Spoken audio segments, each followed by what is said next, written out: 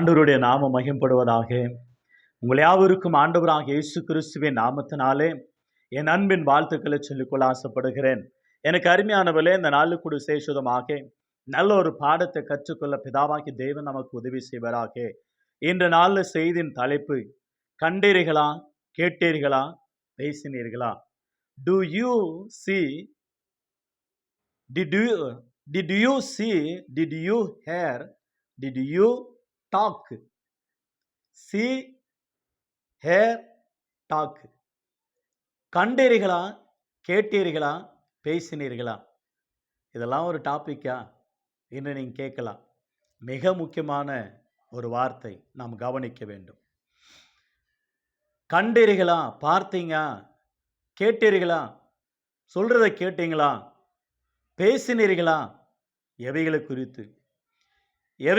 எவைகளை நீங்க கண்டீர்கள், எவைகளை நீங்க பார்த்தீங்க, எவைகளை நீங்க கேட்டீங்க, எவைகளை நீங்க பேசினீங்க? மிக முக்கியமானது. எனக்கு அருமையானவர்களே, உலகத்தில் இருக்கிற கோடான கோடி மக்கள் ஒவ்வொரு நாளும் பார்க்கிறார்கள், கேட்கிறார்கள், பேசுகிறார்கள். எவைகளை குறித்து நாம் பேச வேண்டும், எவைகளை நாம் அதிகமாக கேட்க வேண்டும், எவைகளை நாம் பார்க்கிறோம் என்பது குறித்து அழகான ஒரு வார்த்தை நமக்கு ஞாபகப்படுத்துகிறது. கண்டீர்களா, கேட்டீர்களா, பேசினீர்களா? எனக்கு அருமையானவர்களே, நியாயஸ்தானங்களிலே 3 முகங்கள் வைத்திருப்பார்கள். ஒரு முகமானது கேட்கக்கூடாது, 2வதாக பார்க்கக்கூடாது, 3வதாக பேசக்கூடாது. இப்படி 3 அந்த உருவ படங்களை வைத்து நமக்கு ஒரு பாடத்தை கற்றுக் கொடுக்கிறது.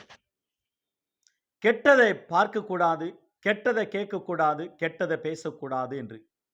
எனக்கு அருமையானவர்களே, பைபிள் என்ன சொல்லுகிறது நமக்கு? நீங்க பார்த்தீங்களா, கேட்டீங்களா, பேசினீர்களா? எனக்கு அருமையானவர்களே, உலகத்தில் அருமையா சொல்ற ஒரு வார்த்தை உண்டு.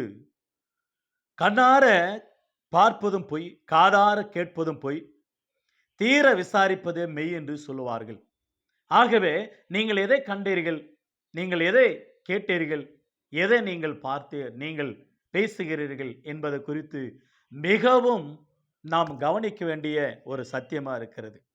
இன்னைக்கு உலகத்தில் இருக்கிறவர்கள் நிறைய பேர், நான் கடவுளை பார்த்தேன், பரலோகத்தை பார்த்தேன், இயேசுவை பார்த்தேன், நான் அவரோடு கூட பேசினேன் அப்படின்னு சொல்ற மனிதர்களாகிய சில கிறிஸ்தவர்களுக்கு சொல்லுகிற எச்சரிப்பின் செய்தி என்னவென்றால், தேவன் எச்சரிக்கிறார். நீங்கள் எதை கண்டீர்கள், நீங்கள் எதை கேட்டீர்கள், நீங்கள் எதை பேசுகிறீர்கள் என்பது குறித்து நீங்கள் நிதானித்து பேசணும். நிதானித்து நீங்கள் கவனிக்க வேண்டியது மிக அவசியமா இருக்கிறது. யோவான் எழுதின சுவிசேஷம் 1ஆம் அதிகாரம் 18ஆம் வசனத்துல, பிதாவை ஒருவனும் ஒருபோதும் கண்டதில்லை, அவருடைய மடியில் இருக்கிற ஒரே பேரான குமாரனாகிய இயேசு கிறிஸ்துவானவரே பிதாவை வெளிப்படுத்தினார் உலகத்துக்கு என்று. நான் பிதாவை கண்டேன், பிதாவை பார்த்தேன் என்று சொல்லுகிறவர்களுக்கு, தேவனை பார்த்தேன் என்று சொல்லுகிறவர்களுக்கு எச்சரிக்கிற ஒரு சத்தம், இயேசு தவிர வேற யாரும் அவரை கண்டதில்லை என்பதை குறித்து முதலாவது அறிந்து கொள்ள வேண்டும். யோவான் 5ஆம் அதிகாரம் 37ஆம் வசனத்துல, அவர் சத்தத்தை நீங்கள் கேட்கவும் இல்லை, அவருடைய ரூபம் என்னதென்றும் நீங்கள் பார்க்கவில்லை.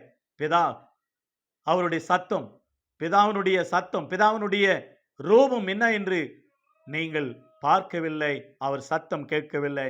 இயேசு கிறிஸ்து தவிர, அவரை தவிர வேற யாரும் பார்த்ததில்லை என்று சொல்லப்படுகிறது.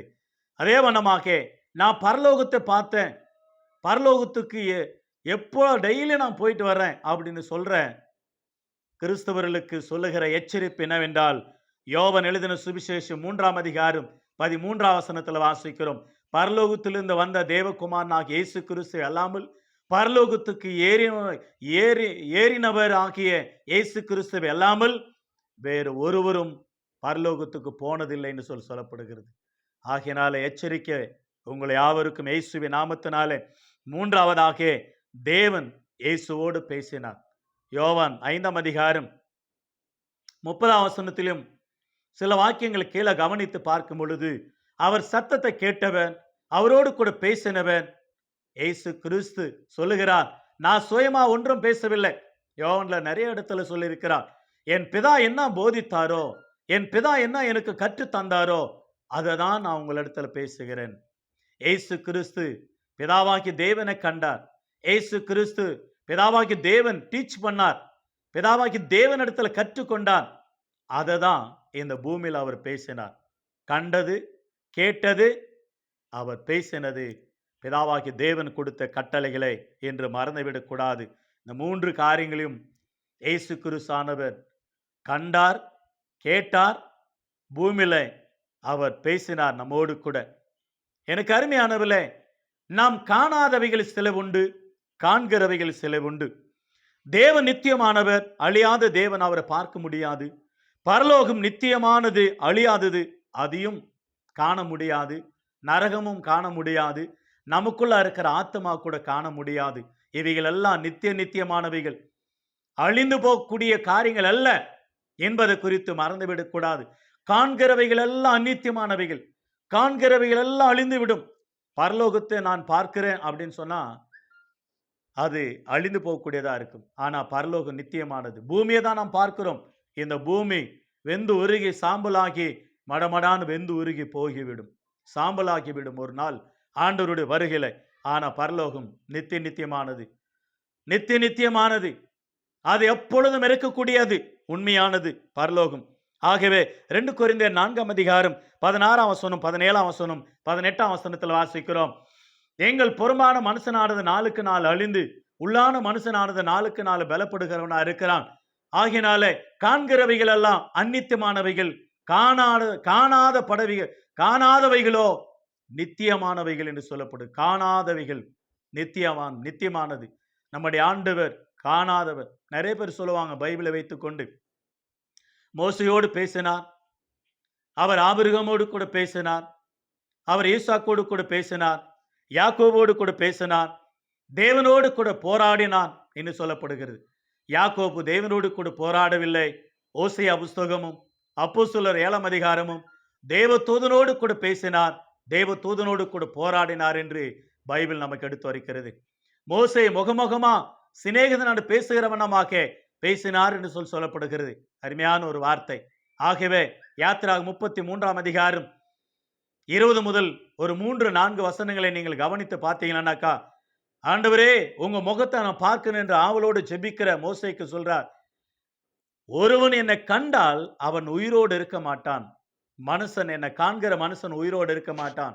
ஆகவே இந்த இடத்துல ஒரு இடம் உண்டு, கண்மலை. அந்த வெடிப்பிலே உன்னை வைத்து நான் என் கரத்தால் மூடுகிறேன். நான் கடந்து போகும் பொழுது என்னுடைய மகிமை காண்பாய் என்று அவர் பின்புறமாக அவர் மகிமை பார்த்தார் என்று 34ஆம் அதிகாரம் யாத்திராகமத்தில் நாம் வாசிக்கிறோம். எனக்கு அருமையானவில்லை, தேவனை யாரும் கண்டதில்லை. ஆகினாலே அந்த மோசேயானவர் யாரை கண்டார் என்று சொல்லப்படுகிறது. எபிரேயர் 11ஆம் அதிகாரத்திலும் அப்போஸ்தலர் 7ஆம் அதிகாரத்திலும் தேவதூதனோடு கூட பேசினார், தேவதூதனை கண்டார், கர்த்தருடைய மகிமை பின்புறமாக பார்த்தார் என்று. ஆகவே ஒருவனும் தேவனை கண்டால் உயிரோடு இருக்க மாட்டான் என்று பைபிள் சொல்லுகிறது. ஆகினாலே தேவனை ஒருவனும் ஒரு காலமும் கண்டதில்லை. தேவனுடைய ரூபத்தையும் ஒருவனும் ஒரு காலம் கண்டதில்லை.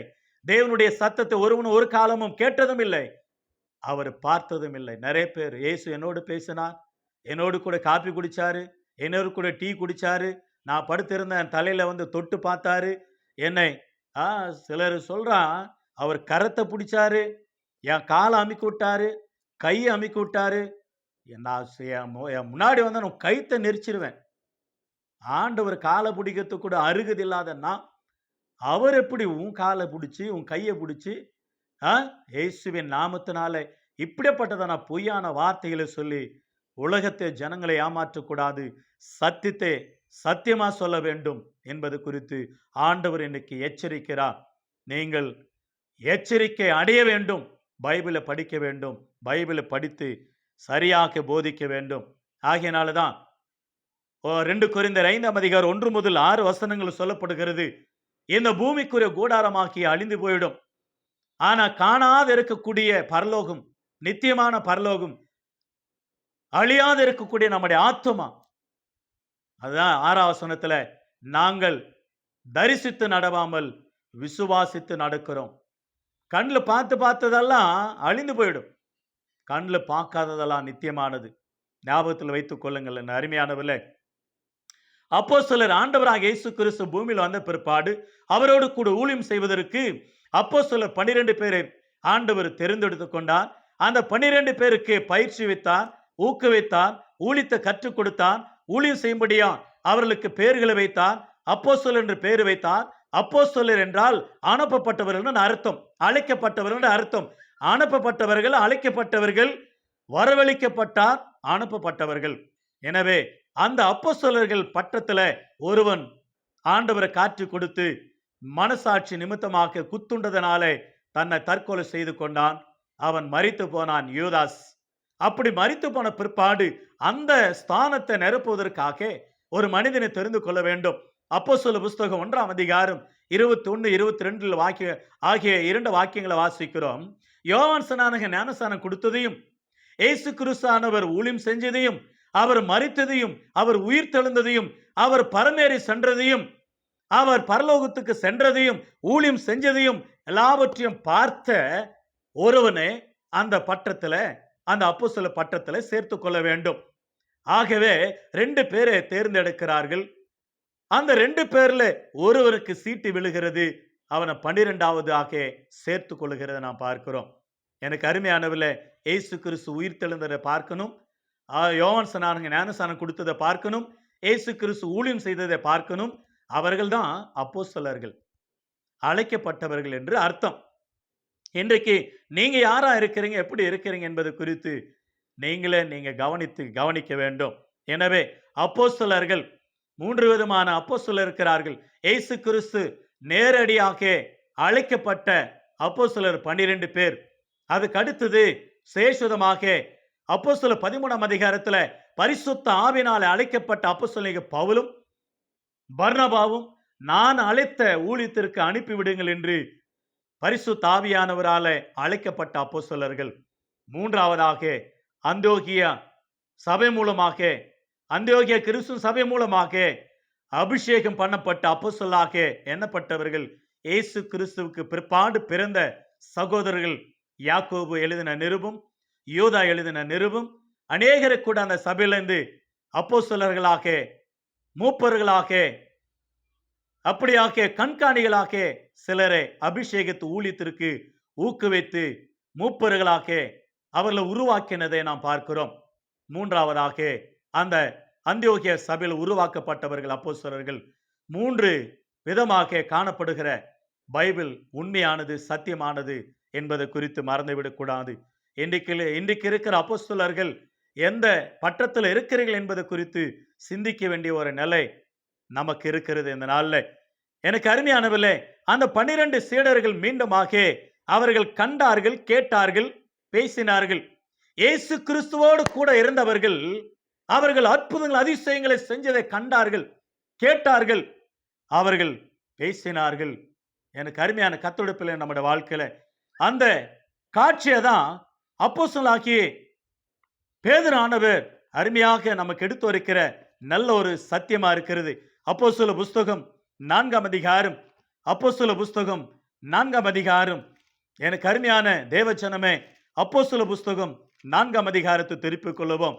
4ஆம் அதிகாரம் 13 முதல் 20 வாக்கியங்களை நீங்கள் கவனித்து பார்த்தீங்கன்னா, பேதுரும் யோவானும் பேசுகிறதை கண்டு ஆச்சரியப்பட்டு போனார்கள். அப்படி ஆச்சரியப்பட்டு போனவர்கள் தேவாலயத்தில் ஏறத்தாழ அந்த தேவாலயத்தில் சப்பானியா இருக்கிறவன் சுகமாக்கப்பட்டான். ஏறத்தாழ 40 வயது உள்ள அந்த வாலிபன் ரட்சிக்கப்பட்டான், சுகமாக்கப்பட்டான், ஆண்டவரை துதித்தான் என்று அப்போஸ்தலர் 3ஆம் அதிகாரம் 4ஆம் அதிகாரத்தில் வாசிக்கிறோம். அந்த 4ஆம் அதிகாரம் 13 முதல் இவர்கள் கல்லாதவர்கள், படிப்பு அறிவில்லாதவர்கள், ஆனால் ஆண்டவரோடு கூட இருந்தவர்கள், இவர்கள் மூலமாக அற்புதம் அதிசயம் நடக்கிறது, நாம் என்ன செய்ய வேண்டும், இவர்களை ஒன்று செய்ய இயலாது, ஜனங்கள் எல்லாரும் இவர்களை பார்க்கிறார்கள் என்று அங்க இருக்கிற அருமையாக வேத பண்டிதர்களும், அங்க இருக்கிற அதிகாரிகளும், அந்நியர்களும், அந்த அதிகாரிகள் சேஷதமாக பயந்ததனால அவங்க சொல்லுகிற வார்த்தை, இனிமேல் இயேசு குறித்து பிரசங்கிக்க கூடாது, இனிமேல் இந்த இடத்துல நீங்க ஜெபிக்க கூடாது, இனிமேல் இந்த இடத்துல நீங்க ஊழியம் செய்திருக்க லாக்கில்லை என்று சொல்லி அதட்டுறாங்க. 19 அந்த வார்த்தை கேட்ட அவர்கள், பேதுருவானவர் சொல்றாரு, பேதுரும் யோவானும் அருமையா சொல்றாங்க, நாங்க தேவனுக்கு செவி கொடுப்பதை பார்க்கலும் உங்களுக்கு செவி கொடுத்தால் அது நல்லதல்ல, கெட்டது. ஆகையினாலே சொல்லப்பட நாங்கள் கண்டவைகளும் கேட்டவைகளும் பேசாத இருக்க கூடாது. 20ஆம் வசனத்துல பாருங்களேன். அப்போஸ்தலர் 4ஆம் அதிகாரம் 20ஆம் வசனத்துல நாங்கள் கண்டோம், நாங்கள் கேட்டோம், நாங்கள் பேசாத இருக்க முடியாது. The wonderful words. ஆகையினாலதான் உங்களை நான் கேட்கிறேன், நீங்கள் கண்டீர்களா, கேட்டீர்களா, பேசினீர்களா? ஆண்டவருடைய அற்புதத்தை நீங்கள் கண்டீர்களா? ஆண்டவருடைய வார்த்தைகளை நீங்கள் கேட்டீர்களா? ஆண்டவர் குறித்து, சிலுவை குறித்து நீங்கள் பேசினீர்களா? நீங்க பேசல, பேசணும். அப்போஸ்தலனாகிய பேதுரும் யோவானும் சொல்றாங்க, நாங்கள் கண்டோம் ஜீவனுள்ள தேவனை, நாங்கள் கண்டோம் அற்புதங்கள் அதிசயங்களை, நாங்கள் கண்டோம் பைபிள்ல அவர் எழுதியிருக்கிற அத்தனை அற்புதங்களையும் இன்றைக்கும் கண்டோம். எருசலேமில் அவருடைய கல்லறையை கண்டோம், செவந்த சமுத்திரத்தை ரெண்டா பிளந்தவரை கண்டோம், எரிகோ கோட்டையை ஒடித்தவரை கண்டோம், யோர்தான் நதியை பிரித்தவரை கண்டோம், வானத்தையும் பூமியும் படைத்தவரை கண்டோம், அந்த வார்த்தைகளை கேட்டோம், வான சிங்காசனம் பூமி பாதபடி சொன்னவரை நாங்கள் கண்டோம், கேட்டோம். பைபிள் இருக்கிற ஊர்கள் பேர்கள் எருசலேம், எகிப்து, பாபிலோன், ஈராக், இவைகள் எல்லாம் நாங்கள் கண்டோம், கேட்டோம், படித்தோம், கேட்டோம். நாங்கள் பேசாத இருக்கலாமா? பேசணும். இயேசு குறித்து பேசணும், சிலுவை குறித்து பேசணும், ரட்சிப்பை குறித்து பேசணும். பேதுரும் யோவானும் அடித்தார்கள், உதைத்தார்கள், அவமானப்படுத்தினார்கள். நீங்க ஜெபிக்க கூடாது. இன்னைக்கு நிறைய பேர் அடி வாங்குறாங்க. அடித்தாலும் பரவாயில்ல, நாங்க ஜெபம் பண்ணுவோம். உதைத்தாலும் பரவாயில்ல, நாங்க ஜெபம் பண்ணுவோம். அடித்தாலும் பரவாயில்ல, நாங்க இங்க ஜெபம் நடத்துவோம். அடித்தாலும் பரவாயில்ல, நாங்க இங்கே ஆலயத்தை கட்டுவோம். காரணம், நாங்கள் கண்ட தேவன் ஜீவனுள்ள தேவன், அவர் ஜீவிக்கிற தேவன், வானத்தை பூமி உண்டாக்கின தேவன், அவர் உன்னையும் என்னை சிருஷ்டித்த தேவன், சமாதானத்தை கொடுக்கிற தேவன், நமக்காக ஜீவனை கொடுத்த தேவன், நமக்காக உயிரோடு எழுந்த தேவன், அவர் மரித்து உயிரோடு இருக்கிறார். இயேசு கிறிஸ்து ஜீவனுள்ளவர். ஆகையினாலதான் அவரை நாங்கள் கண்டோம், அவரை குறித்து நாங்கள் கேட்டோம், உண்மையான தேவன் என்று நாங்கள் கேட்டோம், நாங்கள் பேசுகிறோம். அவரை போல சிலுவையில் அறைந்தாலும், எங்களை உயிரோடு கொன்றாலும், எங்களை தீ வைத்து எரித்தாலும் நாங்கள் ஜெபிப்போம், துதிப்போம், ஆராதிப்போம், பைபிள் படிப்போம், ஆராதிப்போம், ஆலயத்தை கட்டுவோம். எங்கள் ஜீவனுள்ள தேவன் அற்புதமான ஆண்டவர். ஆகையினாலதான் நாங்கள் கண்டோம், நாங்கள் கேட்டோம், நாங்கள் பேசாத இருக்க கூடாது. எங்களால் முடியாது. ஐ டோன்ட் கேர், நீங்க என்ன சொன்னாலும் எங்களுக்கு ஒன்றும் இல்லை. நாங்க சொல்றதை சொல்லிட்டே இருப்போம். இயேசு ஜீவன் உள்ளவர், இயேசு ஜீவன் உள்ளவர், இயேசு உயிரோடு இருக்கிறார், இயேசு உயிர் தெழுந்தார், இயேசு உயிரோடு இருக்கிறார். அவர் ஜீவனுள்ள தேவன், அவர் அற்புதமான தேவன். ஆகையினாலதான் பேதுரு புஸ்தகத்துல 2 பேதுரு 1ஆம் அதிகாரம் அவர் பேதுரு தன்னுடைய நிருபத்தில் எழுதும் போது சொல்றாரு, அருமையான ஒரு வார்த்தை. 2 பேதுரு புஸ்தகம் 1ஆம் அதிகாரம் 17-18 இவர் என்னுடைய நேசகுமாரன், இவரிடத்தில் பிரியமா இருக்கிறேன் என்று சொல்லுகிற சத்தம் உன்னதமான மகிமையிலிருந்து அவருக்கு உண்டாகி, பிதாவாகி தேவனால் அவர் கனத்தையும் மகிமையும் பெற்ற பொழுது அவரோடு கூட நாங்கள் பரிசுத்த பருவத்தில் இருக்கையில் வானத்திலிருந்து பிறந்த அந்த சத்தத்தை நாங்கள் கேட்டோம். மத்தேயு 17ஆம் அதிகாரம் 1 முதல் 11 வசனங்களை வாசிக்கிறோம், 5 வசனங்களை வாசிக்கிறோம். மத்தேயு 17ஆம் அதிகாரம் 1 முதல் 6-7 வசனங்கள். மறுரூப மலையிலே இயேசுவை கண்டார்கள், அந்த மகிமையை கண்டார்கள், பிதாவாகி தேவன் பேசுகிற அந்த சத்தத்தை கேட்டார்கள். ஆகையினாலதான் நாங்கள் கண்டோம், அந்த காட்சியை, மகிமையின் காட்சியை கண்டோம், நாங்கள் அந்த சத்தத்தை கேட்டோம். நாங்கள் பேசாம இருக்க முடியாது, அந்த சத்தியத்தை நாங்கள் பேசாம இருக்க முடியாது. இயேசுவே வார்த்தை, இயேசுவே சத்தியம், இயேசுவே ஜீவன், இயேசுவே வழி, சத்தியம், ஜீவன், இயேசுவே. ஆகையினால நாங்கள் பேசாம இருக்க முடியாது, பார்க்காம இருக்க முடியாது, அவர் சத்தியத்தை நாங்கள் சொல்லாம இருக்க முடியாது என்று சொல்லி சத்தமாக தன்னுடைய ஜீவனே கொடுத்தார்கள். தலைகீழாக அவரை தலைகீழாக வைத்து ஒரு வால்ல போட்டு 2ஆக பிளந்தார்கள், அறுத்தார்கள். அப்பொழுது கூட இயேசு ஜீவன். அற்புதமாக ஆண்டவராக இயேசு கிறிஸ்து குறித்து அவர் அற்புதமாக சாட்சி கொடுத்தார். 1 யோவான் 1ஆம் அதிகாரம் 1 முதல் 4 வசனங்களை பாருங்களேன். அற்புதமாக 1 யோவான் 1ஆம் அதிகாரம் 1 முதல் 4 வசனங்களை வாசிக்கிறேன். ஆதி முதல் இருந்ததும், நாங்கள் கேட்டதும், எங்கள் கண்களால கண்டதும், நாங்கள் நோக்கி பார்த்ததும், எங்கள் கைகளாலே தொட்டதுமாயிருக்கிற ஜீவ வார்த்தை குறித்து உங்களுக்கு அறிவிக்கிறோம். அந்த ஜீவன் வெளிப்பட்டது, பிதாவினிடத்திலிருந்தும் எங்களுக்கு வெளிப்பட்டதுமான நித்தியமா இருக்கிறது. அந்த ஜீவனை நாங்கள் கண்டு அதை குறித்து சாட்சி கொடுத்து அதை உங்களுக்கு அறிவிக்கிறோம்.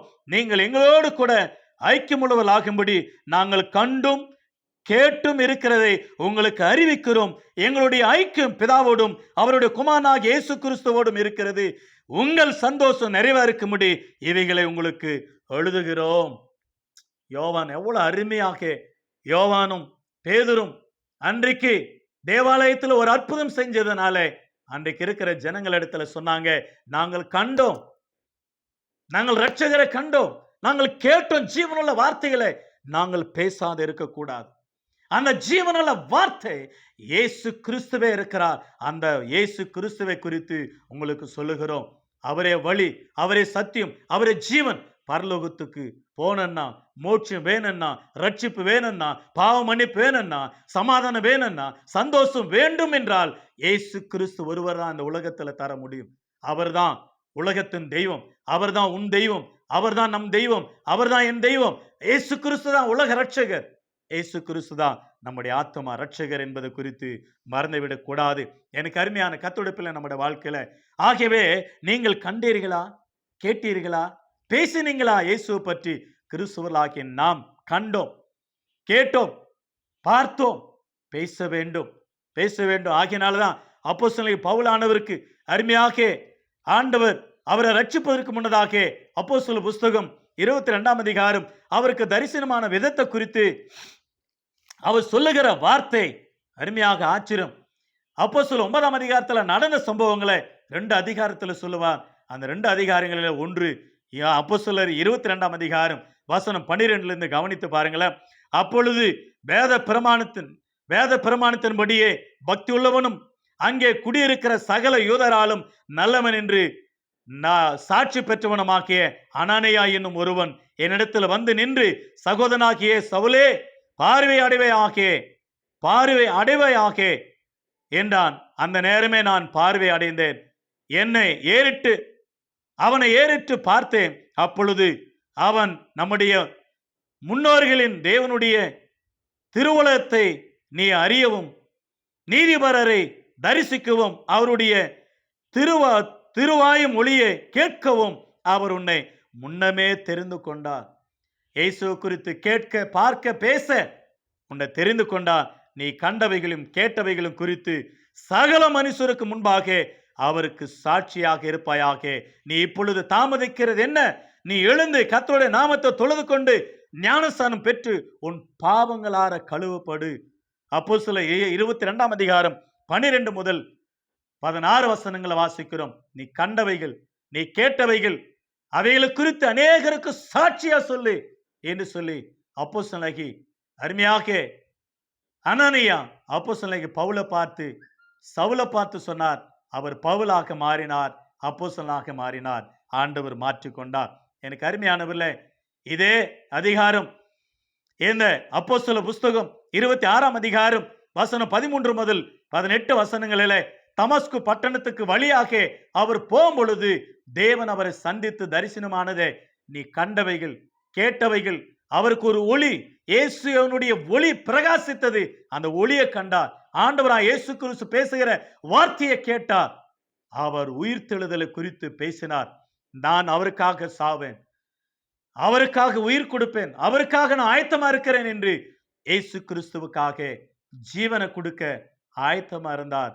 அப்போஸ்தலன் பவுலானவர் ஜீவனையும் கொடுத்தார். எனக்கு அருமையான கர்த்தருடைய நம்முடைய வாழ்க்கையில வெளிப்படுத்தின விசேஷத்தில் வாசிக்கிறோம்.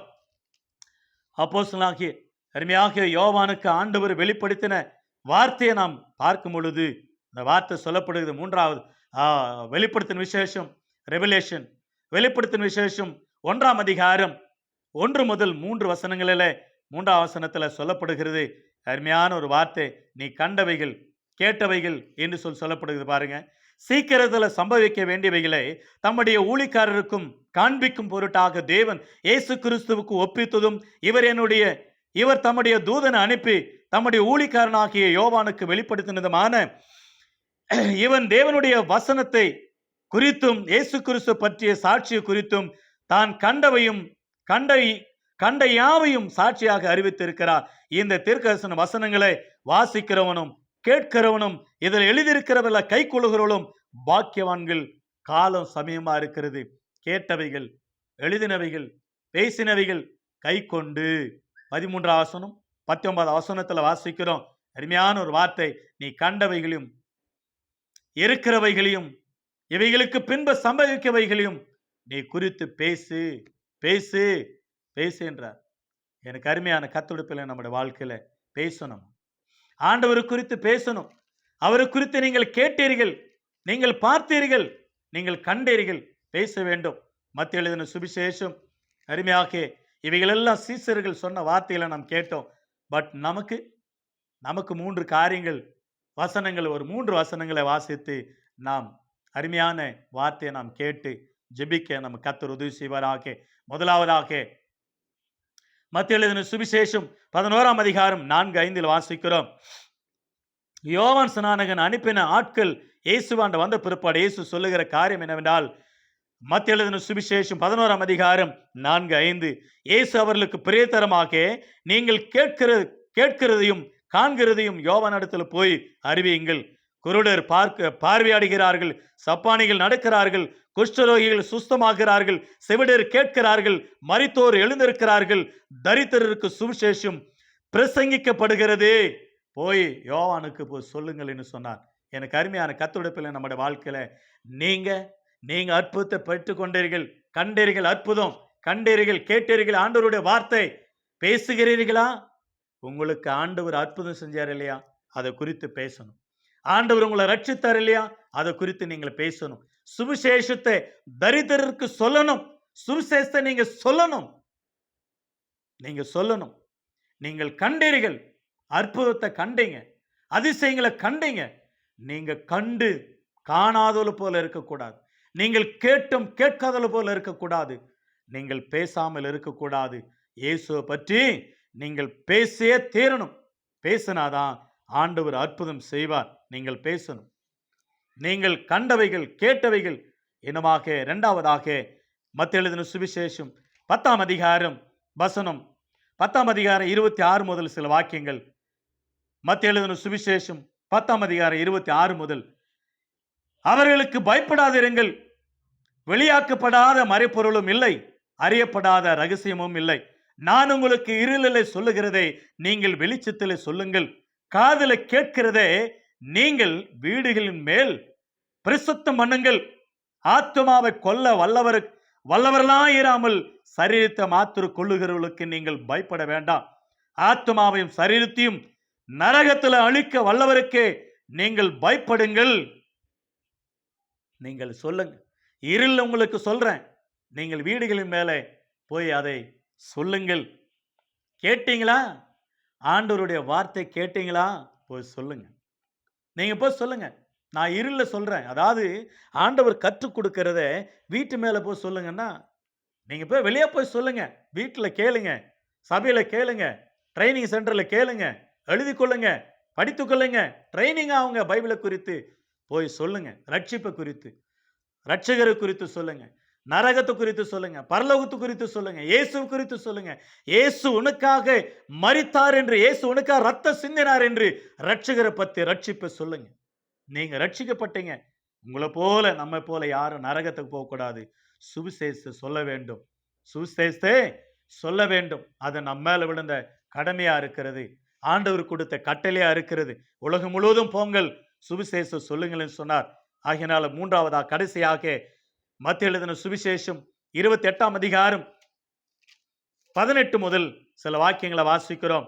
பிரதான கட்டளையாக ஆண்டவர் நம்ம கொடுத்தது மத்திய எழுதின சுவிசேஷம் 28ஆம் அதிகாரம் 1 முதல் 20 வசனங்களை வாசிக்கலாம். இயேசு கிறிஸ்து உயிர்த்தெழுந்த பிற்பாடு சொல்றாரு, வானத்திலும் பூமியில எனக்கு சகல அதிகாரம் எனக்கு கொடுக்கப்பட்டிருக்கிற ஆகையினால் நீங்கள் புறப்பட்டு போய் எல்லா ஜனங்களையும் சீசராக்கி, சகல ஜனங்களையும் சகல ஜாதிகளையும் சீசராக்கி, பிதா குமார பரிசுத்த ஆவி நாமத்தினாலே அவர்களுக்கு ஞானஸ்நானம் கொடுங்கள். நான் உங்களுக்கு கற்றுக் கொடுத்ததே அவர்கள் கை கொள்ளும்படியாக கருத்தாய் அவர்களுக்கு போதியுங்கள். ஏதோ உலகத்தின் சகல நாட்களிலும் நான் உங்களோடு கூட இருக்கிறேன். Always I am with you. Always I am with you. ஆண்டவர் நம்ம கூட இருக்கிற சகல நாள் எல்லா ஜனங்களுக்கும் போய் சொல்லணும், சத்தியத்தை சொல்றாரு. மார்க் 16 அதிகாரம் 15 சர்வ சிருஷ்டிக்கும் போய் சுவிசேஷத்தை பிரசங்கிங்கள்னு சொல்றார். போய் சொல்லணுமா, ஆண்டவரை பற்றி சொல்லணும். மத்தேயு 10 அதிகாரத்துல அழகா சொல்லப்படுகிறது இல்லையா, 19:20 நீங்கள் என்ன பேசுகிற என்று நினைக்காதீங்க, பரிசுத்த ஆவியானவர் அந்த இடத்துல உங்களுக்கு எப்படி பேசணும் என்பது குறித்து the Holy Spirit கைட் பண்ணுவார். பரிசுத்த ஆவியானவர் உங்களை வழி நடத்துவார். இயேசு உயிர்த்தெழுந்தார். மத்தேயு 28 அதிகாரம் 1 முதல் 11 வசனங்களில் வாசிக்கிறோம். அருமையான உயிர்த்தெழுந்த இயேசு கிறிஸ்துவினுடைய செய்தியை கேட்டு அருமையாக மகதலேன் மரியாளும் மற்ற மரியாளும் அநேக பெண்கள் செய்தியை கேட்டு அவர் இங்கு இல்லை, அவர் தாம் சொன்னபடியே உயிர்த்தெழுந்தார், கத்தரை வைத்த இடத்தை பாருங்கள், இன்றைக்கும் எருசலேம்ல போய் பாருங்க, உயிர்த்தெழுந்த கல்லறை காலியா இருக்கிறது. இயேசு உயிர்த்தெழுந்தார், இயேசு உயிரோடு இருக்கிறார். கண்டீர்களா? கேட்டீர்களா? பேசினீர்களா? இயேசு உயிரோடு இருக்கிறார். இயேசு உயிரோடு இருக்கிறார். அற்புதங்களை கண்டீர்கள். இயேசு உயிரோடு இருக்கிறார். அவருடைய சுவிசேஷ வார்த்தையை நீங்க கேட்டீங்க. நீங்க பேசாம இருக்கவே கூடாது. நீங்க பேசாம இருக்கவே கூடாது. பேசணும். இயேசுவை பற்றி பேசணும், ரட்சகரை பற்றி பேசணும், ரட்சிப்பை பேசணும். ஆகவே அப்போஸ்தலர் 4 அதிகாரம் 20 வசனத்துல நாங்கள் கண்டவைகள், நாங்கள் கேட்டவைகள், இயேசுவை குறித்து நாங்கள் பேசாம இருக்கவே முடியாது. இருக்கவே முடியாது. உங்களால் இருக்கவே முடியாது. ஒவ்வொரு நாளும் ஒருத்தருக்கு சத்தியத்தை சொல்லணும். ஒவ்வொரு நாளும் ரட்சிப்பை சொல்லணும். ஒவ்வொரு நாளும் நாம் ஜெபிக்கணும். ஒவ்வொரு நாளும் கர்த்தராகிய இயேசுவினுடைய குட் நியூஸை நம்ம சொல்லணும் தேசத்துக்கு. ஆகவே கண்டீர்களா? கேட்டீர்களா? பேசினீர்களா இயேசுவை பற்றி? ஆகினால did you see, did you hear, did you talk? கண்டீர்களா? கேட்டீர்களா? பேசினீர்களா? ஆண்டவருக்கு மகிமை உண்டாகட்டும். கர்த்தர் இந்த வாக்கியங்களை ஆசீர்வதிப்பாராக. கர்த்தர் சித்தமானால் இன்னொரு தலைப்பில் நான் உங்களோடு கூட சந்திக்கிறேன். தேவன் உங்களை ஆசீர்வதிப்பாராக. God bless you all. எல்லாருக்கும் இயேசுவின் நாமத்தில் வாழ்த்துகிறேன். கர்த்தர் உங்களை ஆசீர்வதிப்பாராக. God bless you.